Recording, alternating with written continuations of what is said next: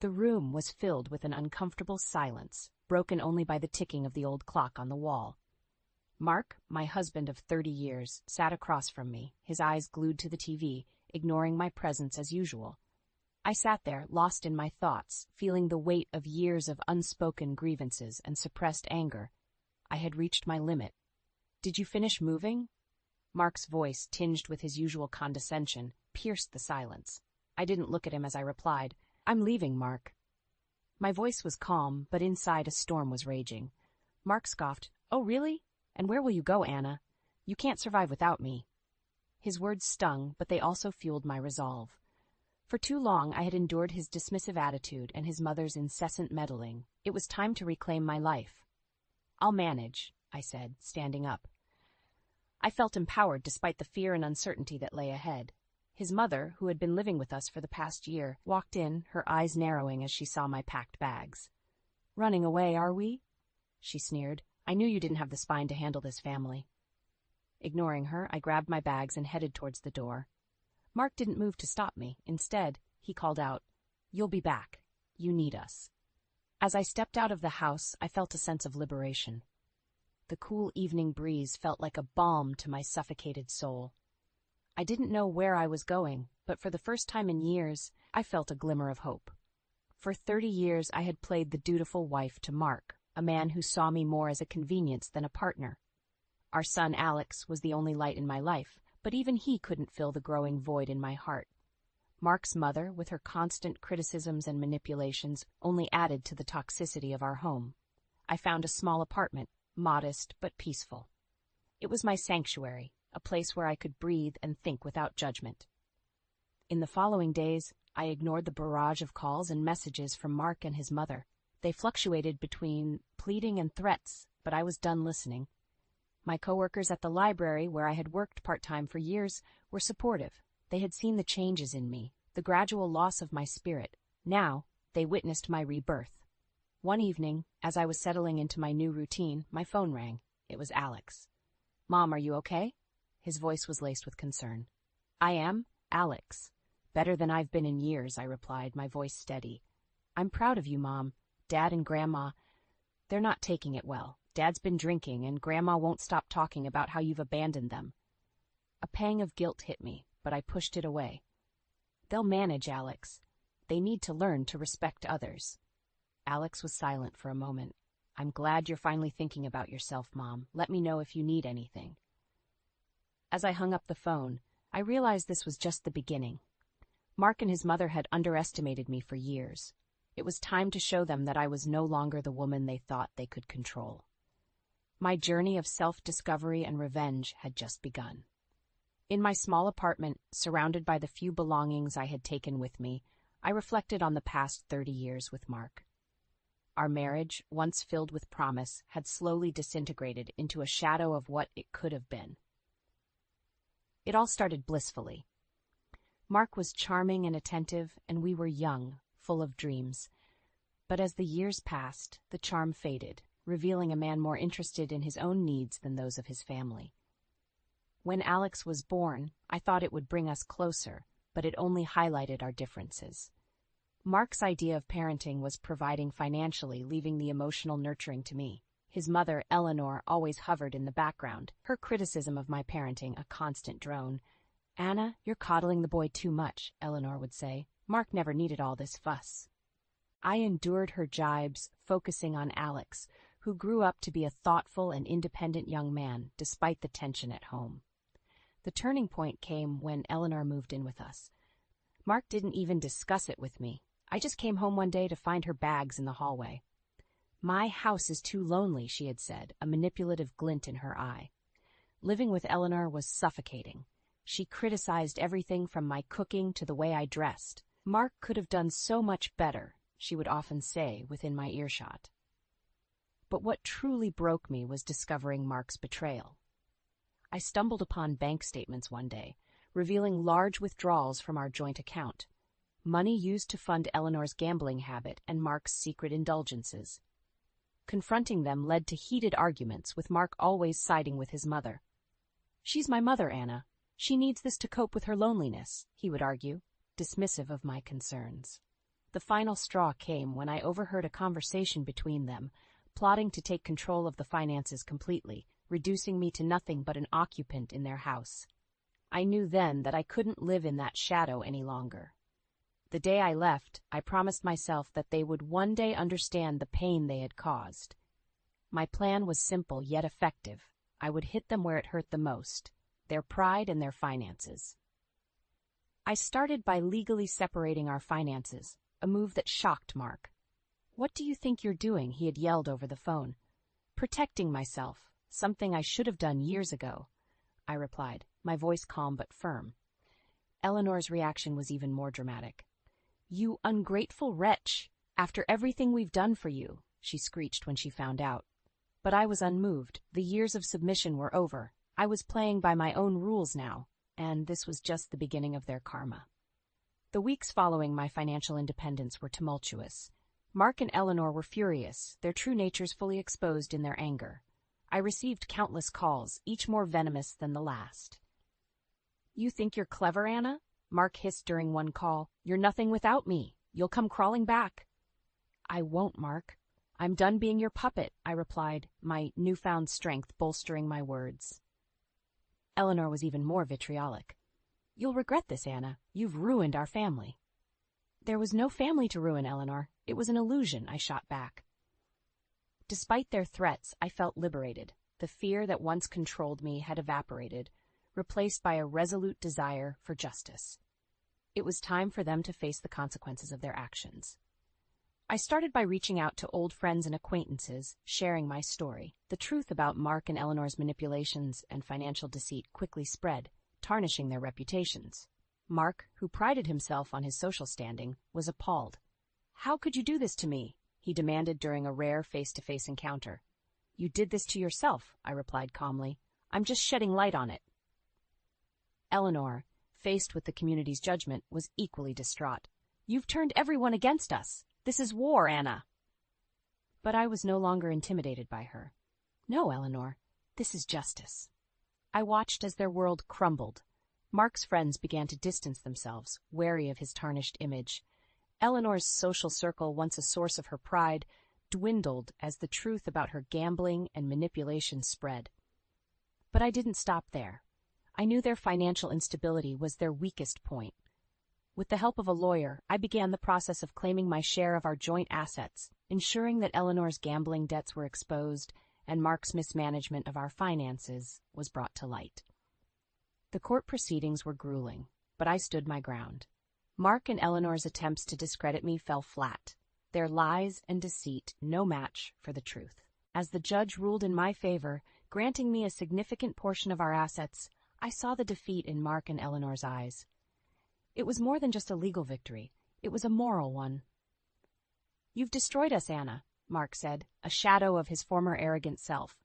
"No, Mark, you destroyed us long ago. I'm just picking up the pieces," I replied.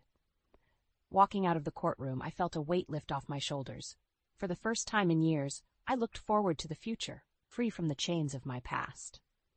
Mark and Eleanor's downfall was the first step in my journey of reclaiming my life, and I was ready for whatever came next. The aftermath of the court ruling was a whirlwind.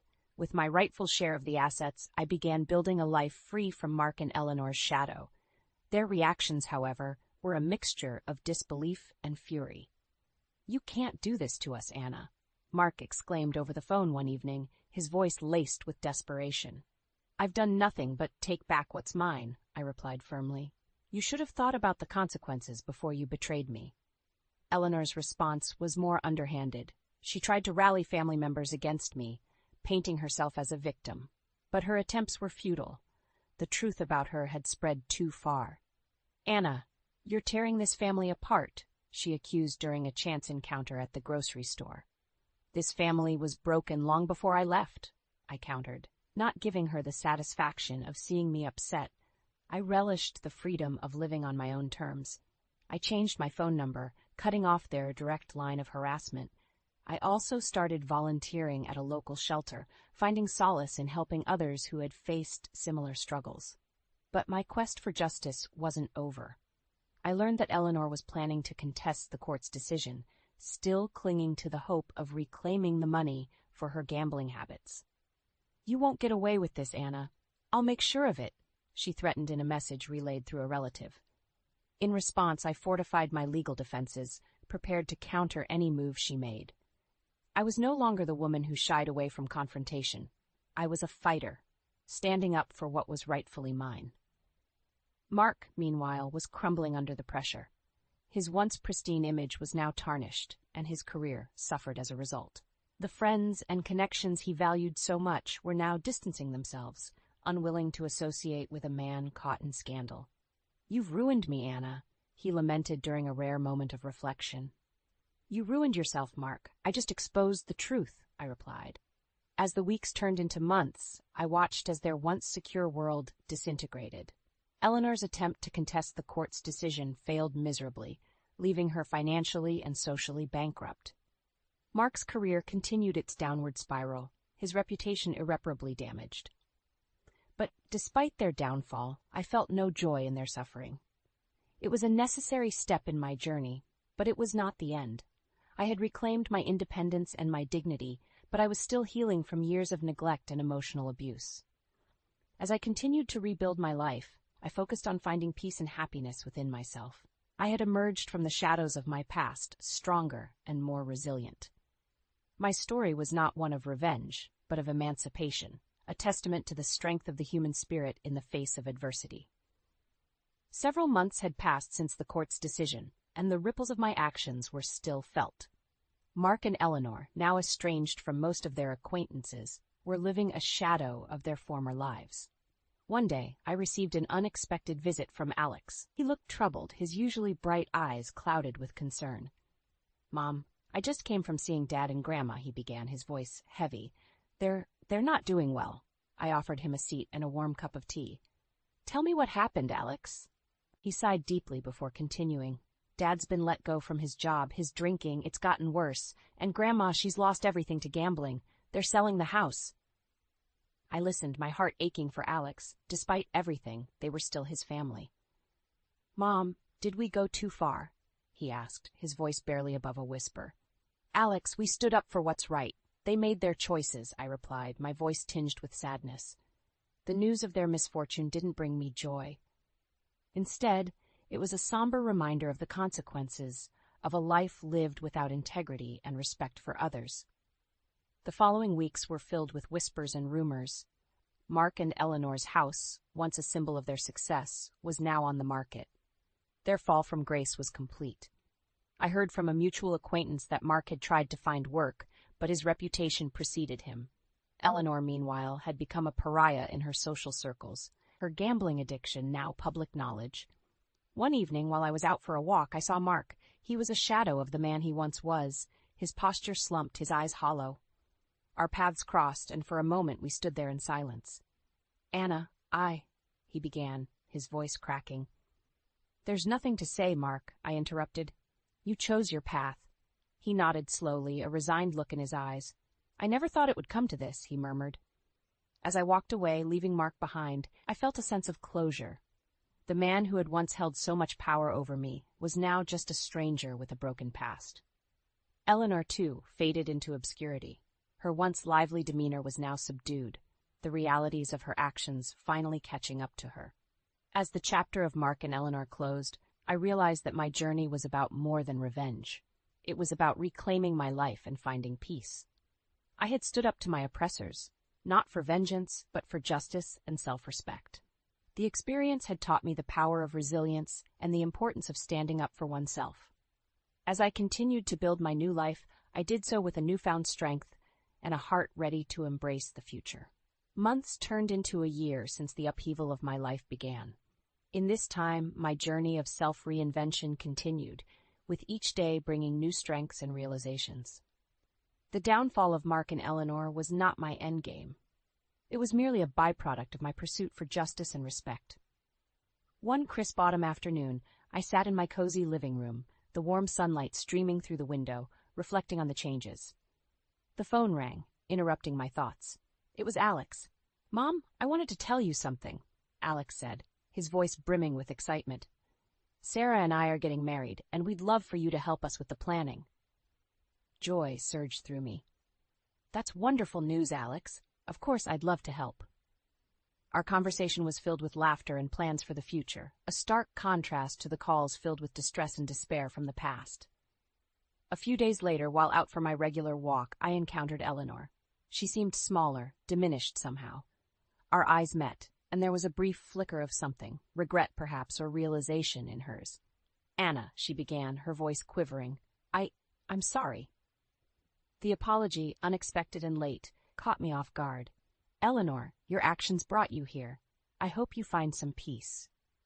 As I walked away, leaving Eleanor standing alone, I realized the full extent of my transformation. I no longer harbored anger or resentment. I had moved beyond the need for revenge. The wedding planning with Alex and Sarah was a joyful affair. It was during these moments, surrounded by love and hope, that I truly appreciated the beauty of moving forward. The day of the wedding arrived, a beautiful ceremony filled with laughter and tears of joy. Watching Alex and Sarah, so full of love and promise, I felt a sense of accomplishment. Despite the challenges, we had emerged stronger. In my toast, I said, "Life brings many challenges, but it's how we face them that defines us." Today, we celebrate love, resilience, and new beginnings. As the evening drew to a close, I looked around at the happy faces, feeling content. I had not only survived, I had thrived. In the years that followed, Mark and Eleanor remained distant memories. I heard through the grapevine that they had moved away, each carrying their own burdens. My life, once overshadowed by their presence, was now my own. I found fulfillment in my work, joy in my role as a mother and friend, and peace in my solitary moments. As I sat in my garden one sunny afternoon watching the flowers bloom, I realized this was what true freedom felt like.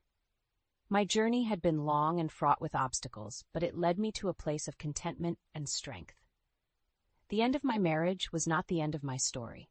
It was the beginning of a new chapter, one where I was the author of my own life, and in this new chapter I found happiness, peace, and a sense of self that no one could ever take away.